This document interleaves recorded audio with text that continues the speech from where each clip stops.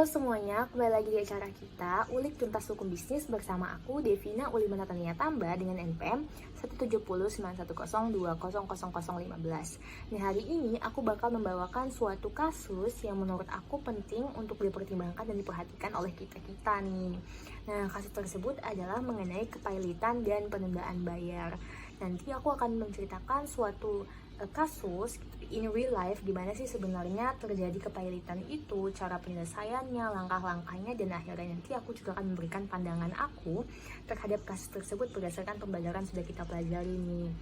Nah, oleh karena itu, without any further ado, kita langsung masuk saja ke dalam ulik tuntas studi kasus kepailitan dan penundaan bayar. Nah, hal kedua yang ingin aku ceritakan kepada kalian adalah langkah-langkah yang diambil dari kedua pihak. Langkah pertama adalah di mana kejadian perusahaan Batavia Air tidak mampu membayar hutang-hutangnya, baik bagi perusahaan ILFC ataupun perusahaan leasing lainnya. Mereka tidak mampu membayar hutang-hutang tersebut berdasarkan jatuh tempo yang ada dan juga tidak mampu membayar kewajiban-kewajiban yang mereka harus bayarkan. Langkah kedua yang diambil adalah pihak kreditur dari PT Batavia Air ataupun PT Metro Batavia itu mengajukan pernyataan pailit. Nah, langkah ketiga yang diambil adalah tentu saja majelis menerima pernyataan tersebut tetapi dengan melihat kondisi yang ada atau mereka meninjau terlebih dahulu apa sih yang memang terjadi di perusahaan PT Batavia Air. Nah, yang keempat adalah majelis itu tidak mengalami kesulitan ataupun bisa dikatakan mereka lempang saja menyatakan bahwa perusahaan Batavia Air telah memenuhi syarat-syarat yang ada. Karena apa? Karena PT Batavia Air tidak mengajukan sebuah pernyataan bahwa tidak seperti itu atau mereka menolak bahwa mereka itu pailit, tidak mampu membayar, tapi mereka malahan menerima dan juga mereka mengatakan ataupun mengakui utang-utang yang ada dan mereka membuat pernyataan bahwa mereka memang tidak bisa membayarkannya. Nah, yang kelima adalah langkah kelima yang diambil adalah karena tadi sudah dinyatakan bahwa syarat-syarat terpenuhi dan juga perusahaan Batavia Air tidak memberikan sebuah penolakan atas pernyataan tersebut, majelis hakim menunjuk beberapa orang untuk menjadi hakim pengawas dan juga menunjuk sebagai kurator dari perusahaan PT Batavia Air. Nah, yang langkah terakhir yang diambil adalah Pengadilan Negeri Jakarta Selatan menyatakan bahwa perusahaan Batavia Air memanglah pailit dan tidak mampu membayar hutang-hutangnya.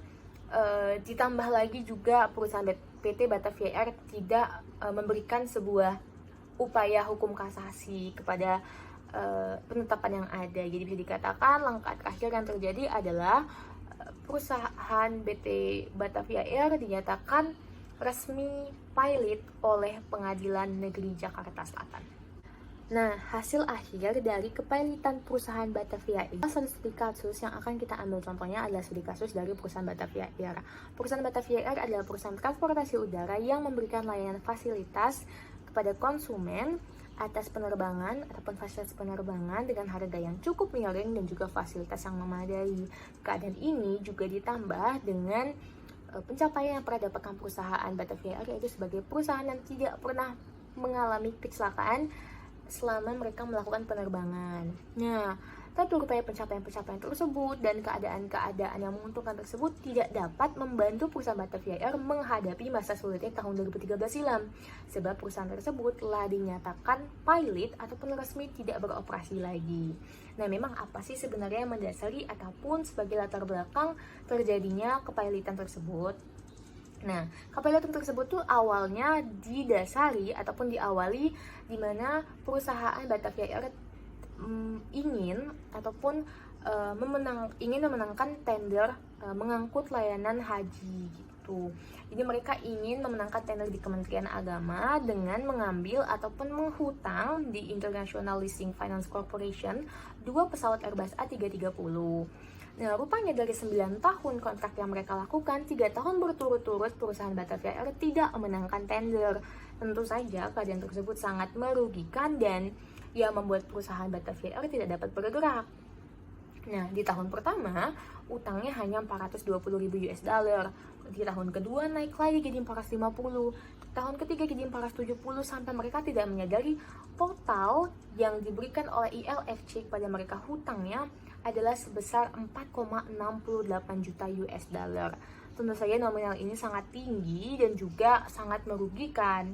Nah, tanpa disadari lagi, perusahaan Batavia Air juga mengutang ataupun memiliki hutang lainnya di perusahaan leasing lainnya dengan total yang bisa dianggap cukup mirip, yaitu 4,94 juta US dollar. 4,94 juta US dollar itu adalah totalan nominal yang sangat tinggi, ataupun bisa dikatakan hutang sebesar itu untuk sebuah perusahaan private, dan bisa dikatakan keuangannya yang tidak seuntung itu, ataupun bisa dikatakan tidak bisa mengalahkan seperti perusahaan Garuda, pesawat Garuda, ataupun perusahaan-perusahaan besar lainnya, bisa dikatakan itu adalah nominal yang cukup tinggi. Nah, sampai di tahun 2012, OSK itu menyatakan bahwa hutang dari perusahaan Batavia Air ini telah mencapai 40 juta US dollar.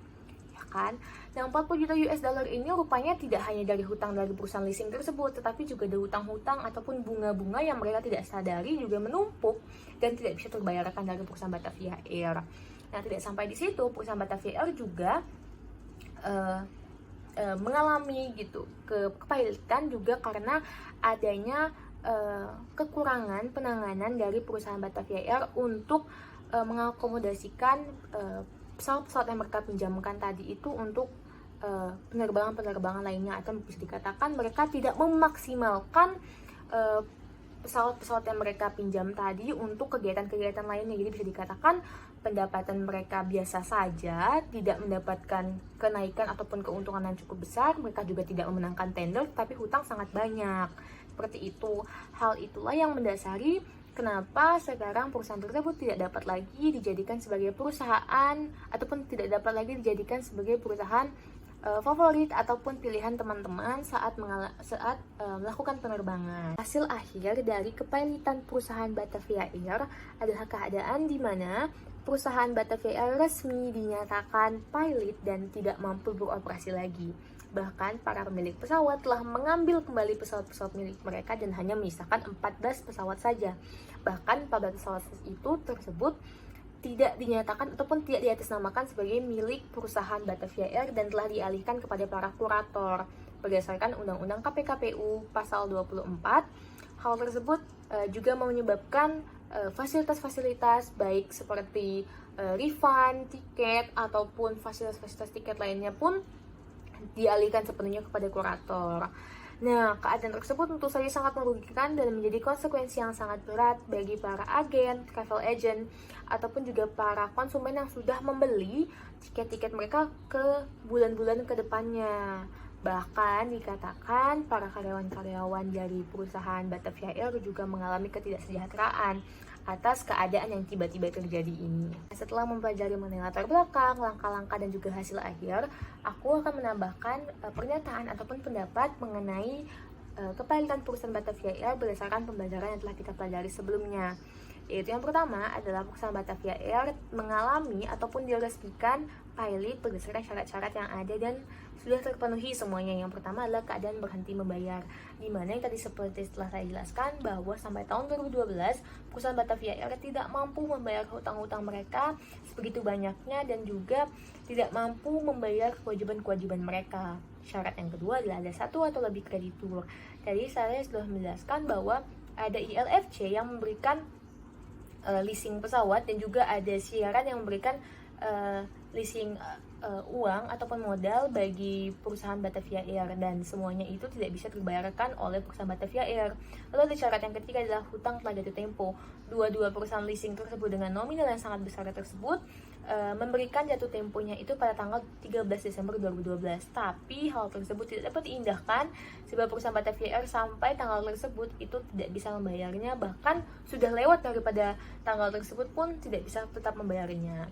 Nah, lalu salah satu materi yang kita pelajari mengenai kepailitan adalah ada pihak-pihak yang bisa mengajukan kepailitan, di mana tadi salah satunya di langkah-langkah saya jelaskan ada pihak kreditur dari perusahaan Batavia Air yang mengajukan pilot.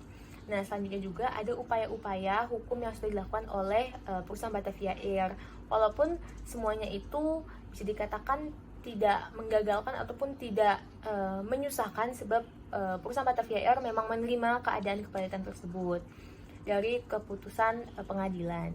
Selanjutnya juga tadi kita juga di pelajaran sebelumnya di hukum bisnis kita mempelajari mengenai jika terjadi pilot maka akan tunjuk kurator. Nah, seperti yang kita pelajari juga tadi yang telah saya jelaskan bahwa salah satu langkah-langkahnya adalah ditunjuknya kurator untuk menjadi pihak yang bertanggung jawab atas pengalihan semuanya mengenai perusahaan Batavia Air, baik dari pesawat-pesawat yang diambil tadi dan juga seperti refund daripada konsumen-konsumen yang ada. Udah kerasa nih, tadi aku udah jelasin banyak hal banget sama teman-teman, baik dari latar belakang, studi kasus dari kepilotan Batavia Air, dan juga ada langkah-langkah yang diambil, ada juga hasil akhir dan konsekuensi, dan juga ada beberapa pendapat dari aku sendiri. Nah, dari hal-hal tersebut, aku harap itu bisa menambahkan informasi ataupun menambahkan pengetahuan teman-teman tentang materi kepilotan dan penundaan bayar. Oleh karena itu, aku Divina Olima Natania Tamba pamit undur diri. Sampai jumpa di acara Ulik Tuntas Hukum Bisnis part selanjutnya. Terima kasih.